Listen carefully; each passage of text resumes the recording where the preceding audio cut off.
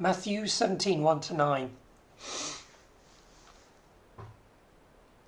After 6 days, Jesus took with him Peter, James and John, the brother of James, and led them up a high mountain by themselves.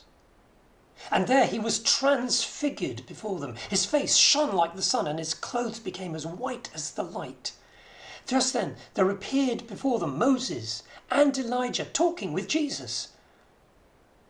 Peter said to Jesus, "Lord, it is good for us to be here. If you wish, I will put up 3 shelters, one for you, one for Moses, and one for Elijah." But while Peter was still speaking, a bright cloud covered them, and a voice from the cloud said, "This is my son whom I love. With him I am well pleased. Listen to him."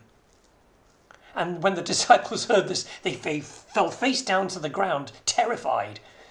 But then Jesus came and touched them. "Get up," he said. "Don't be afraid."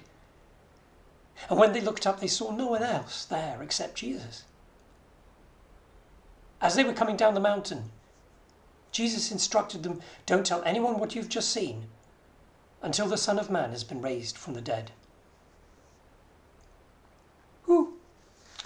This is another moment where the disciples find out just who Jesus is.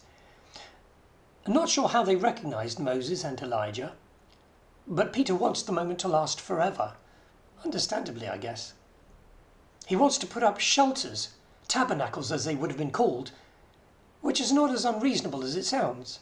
But God was establishing his son's purpose, not theirs, by showing him that he was building his kingdom on the foundations that were laid by great prophets, Moses and Elijah, and all the others who came before Jesus.